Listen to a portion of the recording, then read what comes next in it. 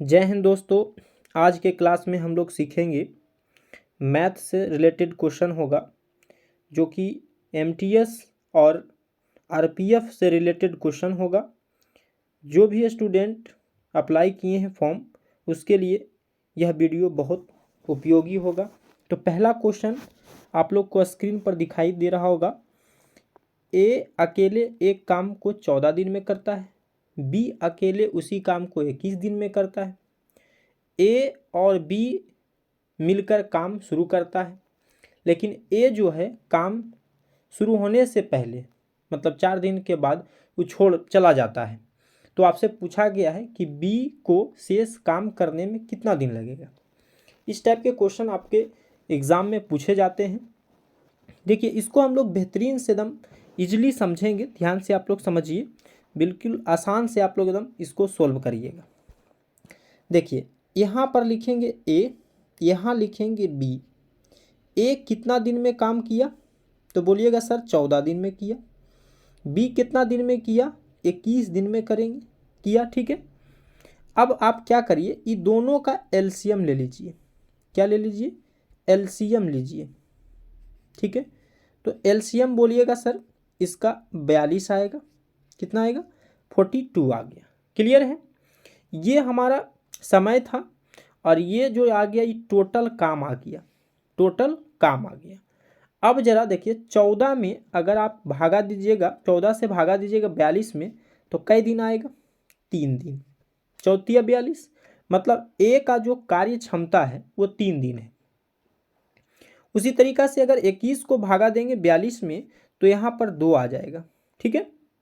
तो बी का जो कार्य क्षमता कितना है तो 2 आ गया। ये तो समझ गए होंगे कि जैसे एक ए जो है 14 दिन लगाया, बी 21 दिन, ये हमारा समय है। और जब हम एलसीएम निकालेंगे तो ये टोटल हमारा काम आ जाएगा। और जब 14 को भागा हम लोग 42 में देंगे तो 3, तो ये हमारा कार्य क्षमता मतलब ए का जो कार्य क्षमता है, काम करने की क्षमता है वो 3 है और बी का कार्य क्षमता 2 है। क्लियर है? अब क्वेश्चन बोला क्या कि ए जो ए प्लस बी मतलब ए और बी काम शुरू करता है, लेकिन 4 दिन के बाद, तो 4 दिन तो किया है, तो 4 दिन के बाद तो दोनों कमा किया है, तो 3 2 कितना हो जाएगा? 5 हो जाएगा। जैसे ये दोनों के जोड़ दीजिए तो 3 2 5, क्योंकि ए प्लस बी का काम निकाल रहे हैं हम लोग, तो यहाँ से हमारा हो जाएगा 20। क्या हो जाएगा? 20। अब जरा समझिए, टोटल काम था हमारा 42 और ए प्लस बी दोनों मिल के कितना किया? 20 दिन कर दिया। तो शेष काम जरा आप लोग बताइए। तो बोलिएगा ना कि सर 42 दिन तो टोटल काम था, उसमें इन लोग क्या किया? 20 दिन कर दिया, तो बचा कितना? तो 42 में अगर आप 20 घटा दीजिएगा तो कितना बचेगा? तो बोलिएगा सर 22 बचेगा। मतलब 22 हमारा शेष काम बच गया, ठीक है। अब क्वेश्चन जरा क्या बोलता है आप लोग समझिए।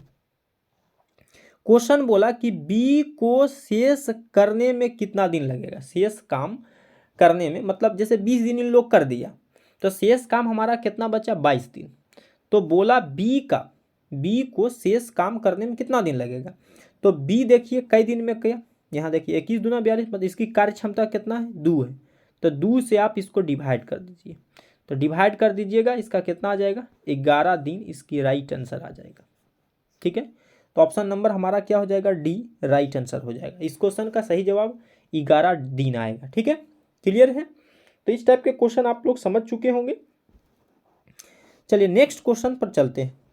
क्वेश्चन नंबर 2 को देखते हैं। कहा गया कि रोहन जो है 275 के दर से टेबल खरीदता है। खरीदना का मतलब क्रय मूल्य। अगर वह 16 टेबल 5060 रुपया में बेच देता है तो उसकी लाभ परसेंट क्या होगा? यहाँ पर क्वेश्चन देखिए थोड़ा घुराया गया है। 16 टेबल बेचा, इसका मतलब 16 टेबल ही खरीदा होगा तभी न बेचा है 16 टेबल। तो यहाँ पर अगर हम लोग क्रय मूल्य की बात करते हैं, अगर इसकी हम क्रय मूल्य निकालते हैं तो क्या होगा? देखिए 275 के दर से मतलब एक टेबल का दाम बोल रहा है 275 है, 275 है। तो इस तरीका से 16 टेबल ही खरीदा है, तो यहाँ पर आप गुना करिएगा तो 4400 आ जाएगा।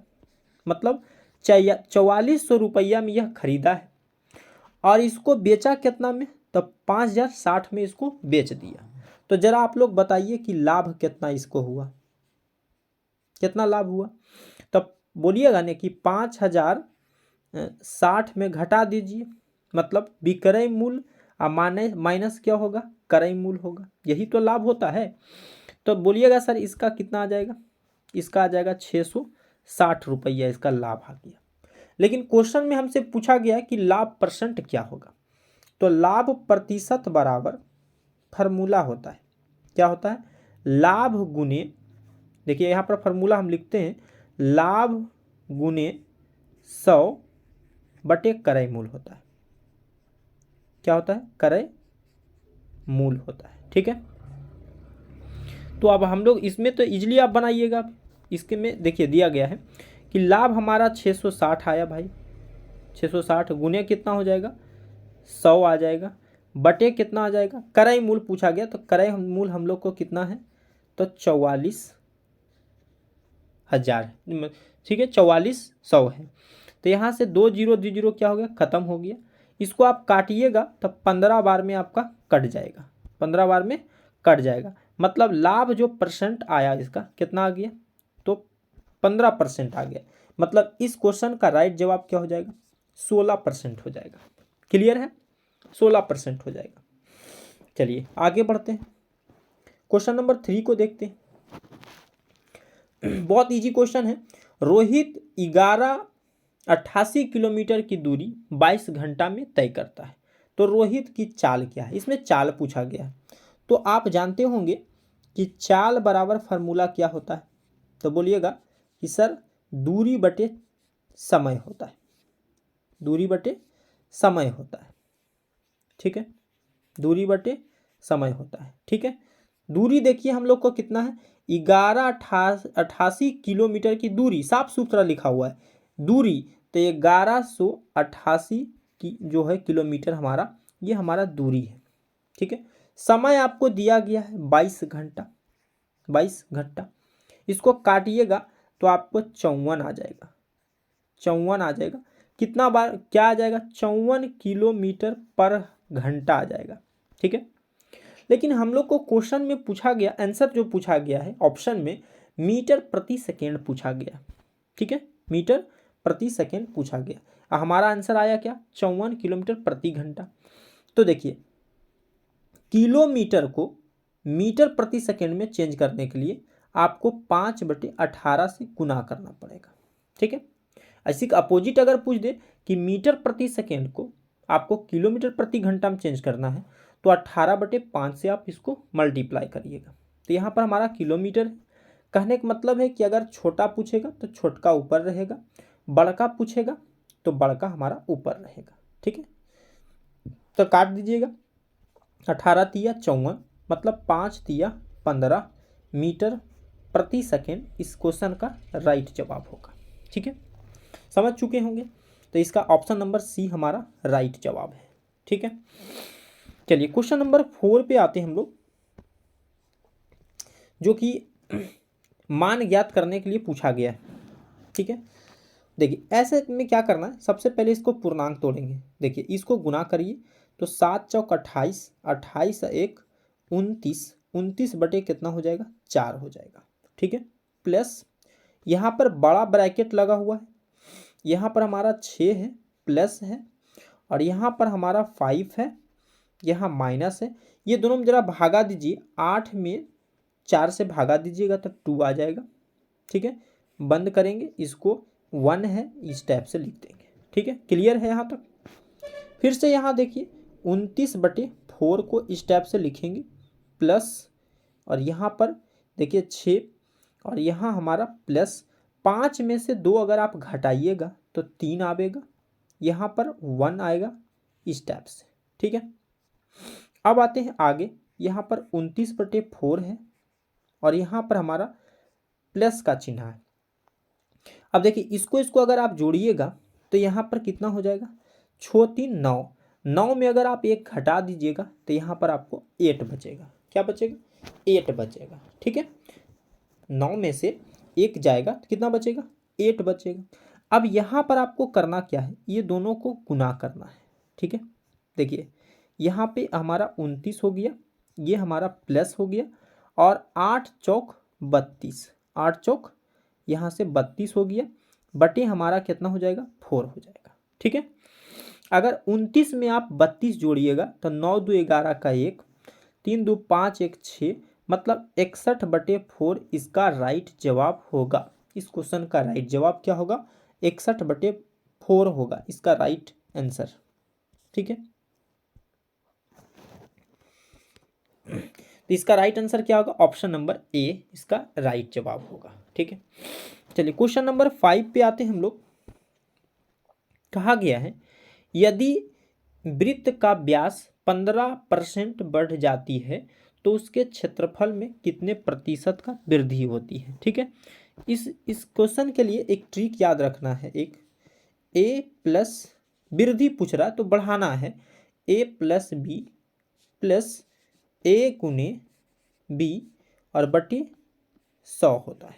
ठीक है, तो इसको 15 को हम लोग ए भी मानेंगे और बी भी मानेंगे। ठीक है, तो यहाँ पर हमारा देखिए 15 प्लस 15 प्लस 15 गुने 15, क्योंकि हमारा यहाँ पर ए और बी सेम है, बटे क्या हो जाएगा यहाँ पे 100 हो जाएगा। ठीक है, अब जरा यहाँ पर ध्यान देते हैं, 15 को अगर आप ऐड करिएगा तो यहाँ पर हमारा 30 आ जाएगा।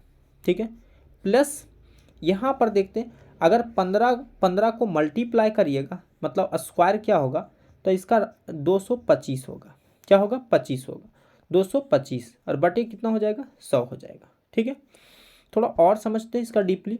देखिए यहाँ से 30 हो जाएगा, प्लस अगर आप इसको भाग दीजिएगा 225 में 100 से तो यहाँ पर आएगा 2.25 आएगा। ठीक है, अब जरा इसको ऐड आप कर दीजिए, यहाँ आ जाइए ऊपर। ठीक है, तो यहाँ पर अगर आप इसको ऐड कर दीजिएगा तो 30 में 2 जोड़िएगा तो यहाँ से 32 हो जाएगा, मतलब 32.25 इस क्वेश्चन का राइट जवाब होगा। मतलब कितना परसेंट बढ़ जाएगा, तो 32.25%। ऑप्शन नंबर हमारा डी इस क्वेश्चन का राइट जवाब होगा। क्लियर है, चलिए आगे बढ़ते हैं। अगला क्वेश्चन, इस क्वेश्चन को देखिए, ऐसे क्वेश्चन आपको एग्जाम में पूछे जाते हैं तो आप लोग ध्यान से देखें, और अगर वीडियो अच्छा लगे तो कमेंट करें और शेयर करें, लाइक करें और सब्सक्राइब जरूर करें। तो ये इस क्वेश्चन का देखिए ज़रा ध्यान दीजिएगा। कहा गया है कि 24 छात्रों के समूह का औसत वजन 2 किलोग्राम बढ़ जाता है जब शिक्षक का वजन भी शामिल था। यदि प्रारंभिक 24 छात्रों के समूह का औसत वजन 30 किलोग्राम था तो शिक्षक का वजन क्या है। देखिए ऐसे क्वेश्चन में हम लोग करेंगे क्या, जरा समझते हैं। सबसे पहले याद रखना है, जैसे यहाँ पर हमारा 30 किलोग्राम था, पहले प्रारंभिक के मतलब शुरू में हम लोग को 30 केजी था और 2 केजी बढ़ गया, तो बोलिएगा ना कि 32 केजी हो गया, इसमें तो कोई दिक्कत नहीं है। ठीक है, और समझिए अब यहाँ से देखिए 24 छात्र था हमारा शुरू में और एक और आ गया, मतलब शिक्षक जो है उसमें शामिल हो गए, तो टोटल कितना हो गया 25 हो गया, 25 हो गया। अब यहाँ आपको माइनस लगाना है, और पहले से हमारा कितना था 24 था, 24 छात्र था और इसकी जो मतलब वजन था वो कितना था 30 था। फिर से एक बार समझेंगे, पहले में हम लोग को 24 छात्र था, उसमें एक शिक्षक आ गए तो हो गया 25 ठो। ठीक है, और ये वजन कितना था तो 30 किलोग्राम था और 2 किलोग्राम बढ़ा दिया गया तो टोटल कितना हो गया 32 हो गया। ये तो क्लियर है। अब यहाँ पर देखिए, यहाँ माइनस का चिन्ह लगा दिए। उसी टाइप से पहला वाला हम लोग को कितना था 24 था और इसकी किलोग्राम कितना था तो 30 था। अब इसको जरा गुना करते हैं, तो यहाँ से 25 दूना 50 के 0 हो जाएगा, हाथ में बचा 5, 25 या 75, मतलब यहाँ से 800 आ जाएगा।